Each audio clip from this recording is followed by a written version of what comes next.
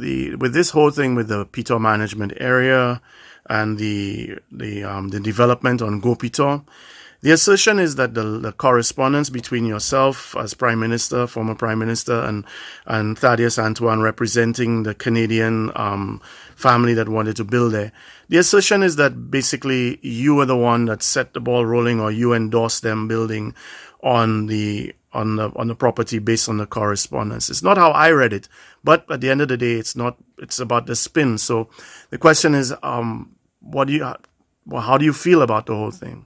The United Workers' Party has been in office now for 4.5 years. This is their final year. And you know what? Every single time that they get into trouble, they land in some embarrassment or the other, they look for a scapegoat. And of course, on this occasion, they have decided that I should be their scapegoat. I will not accept this. I will not tolerate it. And I will not sit down and allow it to happen.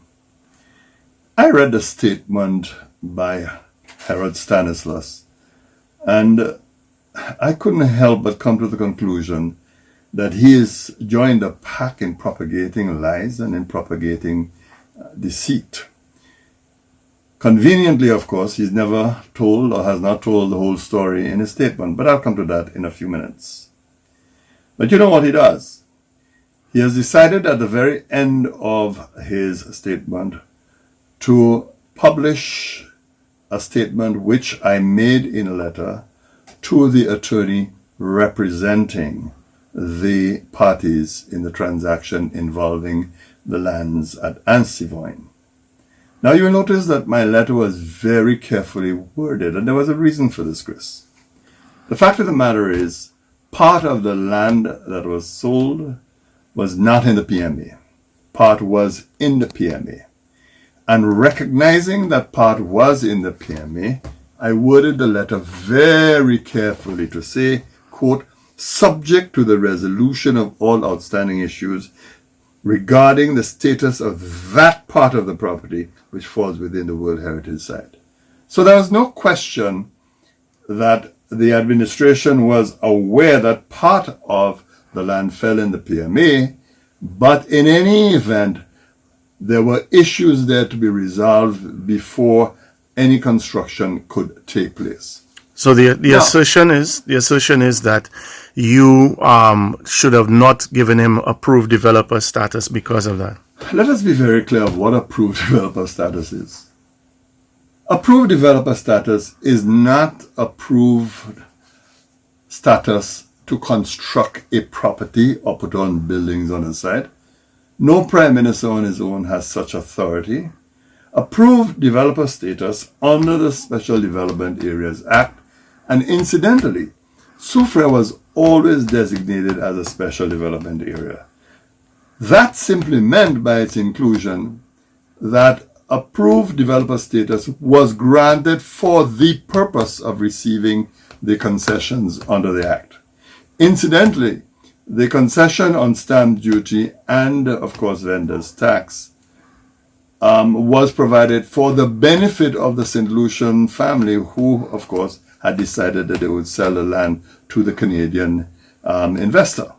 So there's not a question that it was the investor who was getting the benefit of the concessions. Rather, it was a St. Lucian family. And we have to bear in mind that St. Lucians are entitled to own and dispose of their property.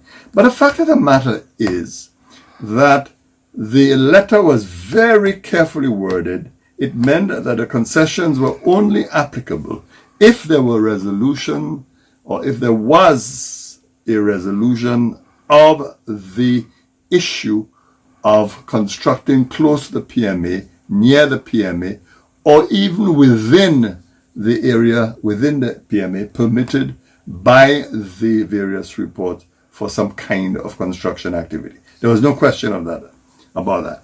But what is interesting, Christopher, is this. Harold Stanislaus chooses in his statement only to cite specific events in the course of this issue. He never makes mention, for example, that in 2018, a residential application by the developer was in fact rejected by the DCA. And of course, the list of approvals is available by the Office of the Planning Department for Public Scrutiny. That denial of the application was in fact crossed over by the chairman of the DCA, marked approved. And what is interesting, of course, is that he makes absolutely no mention of the events from 2019 onwards, when various applications were presented to the DCA by the developer. To the credit of the DCA, they rejected some of these applications, and of course our good friend Harold Stanislaus refuses to explain why is it that the application had to be sent to the cabinet for the cabinet to give approval for the development to take place. Now you are telling me that that is a pious government, a government that of course acted in accordance with strict principles. That's what you want to tell me? Against that kind of background, against that kind of history? They need to explain, for example, whether in respect of the first approval for the residential building, that in fact the PMAC, that is a committee that looks over and protects the PMA, was given the opportunity to comment on that first development. They need to explain all of those things. But I want to just go one step further, Christopher, and add. If this government was pious, as it claims, as I said, if it was that sacrosanct, if it cared for the patrimony of St. Lucia as it said that it was, and mind you, they're accusing me, because I put in language in the approval of concessions, warning that in truth and in fact, you had to resolve all those issues that impacted on the PMA before anything could proceed. In other words, setting the stage for others to follow, to bear in mind that these are the challenges that have to be met. If they were that sacrosanct and that pious, why didn't they acquire the property in the interests of the people of St. Lucia? Even when they were going through the process of approvals for the property, they could have said, all right, we'll do the right thing. We made a mistake with Cabot. We caused enough problems with Cabot. Let's acquire the property. And of course, and do something. Perhaps St. Lucians will feel relieved that at last we have done something in the interest of preserving the environment and the patrimony. That was available for them to do. There's nothing to prevent them from acquiring the property.